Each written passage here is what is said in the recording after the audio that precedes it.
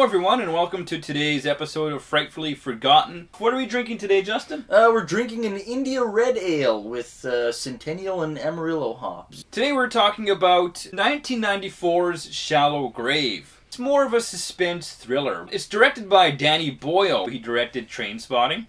He also directed 28 Days Later. It stars Ewan McGregor. Of course, he was in Trainspotting, and he's Obi-Wan Kenobi and the shitty fucking Star Wars prequels. Also stars Christopher Eccleston. He was in 28 Days Later as well, and he was in one of my favorite TV shows of all time, Doctor Who. In the 2005 reboot, he played Doctor Number 9.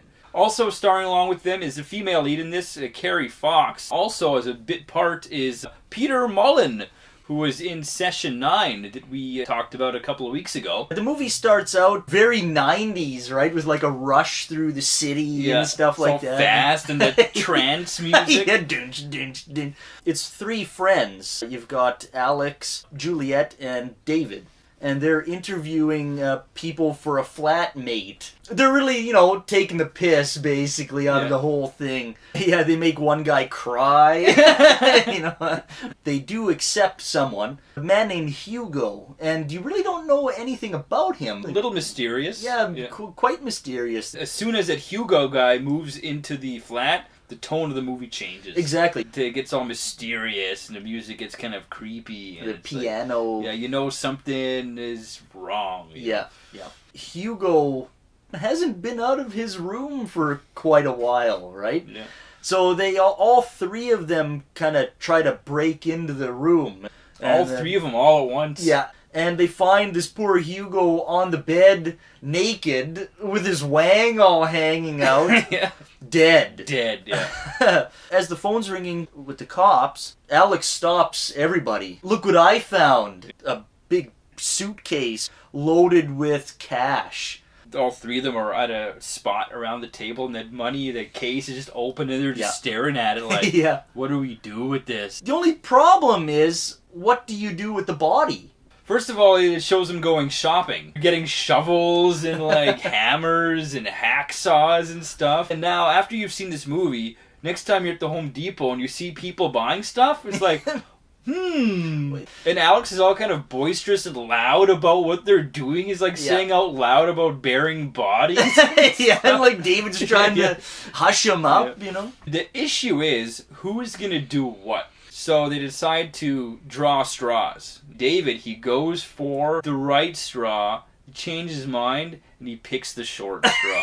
And you sympathize with him. You're like, no. So David has to dispose of the body while Juliet and Alex dig the grave. You hear David sawing through bone with this hacksaw, and he's throwing up at the same time. Which you would. When he has to knock out the teeth, it's just like, and the sound. You hear that kind of clink, too? They ditch his car in some big quarry. It's time to go spending some money. And they buy all this ridiculous stuff. He's all in drag and everything. They're just goofing off. Lipstick and everything. David is already kind of distraught by the deed he had to do, and he comes home. He gets pretty pissed off. Like, how much did you pay for this? Well, that's how much you paid. You don't know how much it cost us yet. And I love that line, because you don't know what it's actually cost them yet. It goes to these two bruisers. They're torturing people, trying to find out where Hugo is. Alex gets pretty pissed off. I didn't do this to have nothing. David says, well, you didn't have to saw his feet off. He's eating the pasta and goes, tastes different. It's just he's changed. He holds himself up in the loft with the money, so he's always watching the money. He's all sleeping there. He sleeps up there, and he starts drilling holes in the floorboards of the loft so he can spy on Juliet and Alex. The two bruisers find out where they live, and they knock on the door, and Alex kind of opens up the door, and they bust in. They zip tie Alex's hands behind his back, and they put a plastic bag over his head. Yeah. Kicks his feet out from under him, and he just drops on his ass. His tailbone. Yeah, hard. Oh man. Take a crowbar, and they beat his shins in with this fucking crowbar. Oh! In the loft! He just caves? Caves right away.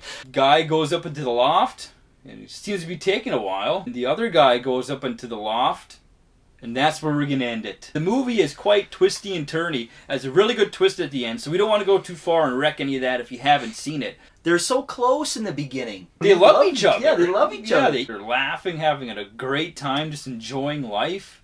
And then this fucking money gets in between them, right? The movie is really about like relationships, how money and the division of labor wrecks relationships. The fairness of everything, So right? in this case, that's exactly what happens. There's money involved, and there's a division of labor of what they had to do to get the money. Yeah.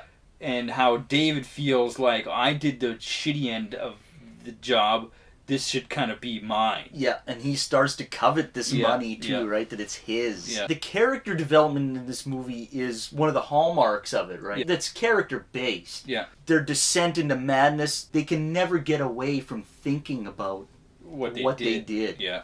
All three leads are believable in every single way. Ewan McGregor plays a great, lovable asshole. Juliet is a great, strong female character, no bullshit. Christopher Eccleston as David is just amazing. He does a great job of playing a normal dude and then just his descent into paranoia and madness. And I like the fact that it's just Scottish. Yeah, it's great. Everything, it's filmed in Scotland. It's all Scottish actors. The dialogue in this movie is great. There's some great lines we already kind of mentioned. Music in this movie is very good. Yeah, and it tricks you too because there's two types of music in this movie. It starts off very Trainspotting-ish, like you said, with the racing through the city and the trancy 90s like house music. But then as soon as shit hits the fan and Hugo moves into the house, the music changes. Right. It changes the whole tone of the movie, and there's that piano riff playing throughout the whole movie. You can see the madness turning in people's heads. There's that music. It's a great use of music. For the most part, it takes place in the apartment, right? And so it starts to feel claustrophobic too, almost. Yeah. It's like, this is their world that they have to deal with this fucking money. And not just that, but themselves. When they break into Hugo's room and all three of them go through that door together, it's like the three of them are in this together the whole way. The whole way, it's the three of us. And now we're in this shit together, dealing with this guy with his wang hanging out. The pacing is amazing. You never get bored. It's a very simple plot, but it's paced out in such a way it's like you're in this ride the whole way through and never get bored. Yeah, you must finish it, right? Yeah. And you're on the edge of your seat the whole way. Yeah. How would you deal with it? First of all, would you take the money? Second of all, how would you dispose of the body? Yeah, that's the biggest thing, I think. Let us know what you would do with the money and the body. What would you do? Would you take the money? No. No? I don't think I would. Call the cops? I'd call the cops and end up doing the right, responsible, stupid thing. It's one of the best suspense thrillers out there, I think. It deals with the question, how does money corrupt friendships and relationships? And what greed does to your humanity. You know, is money worth losing your humanity and your sanity for?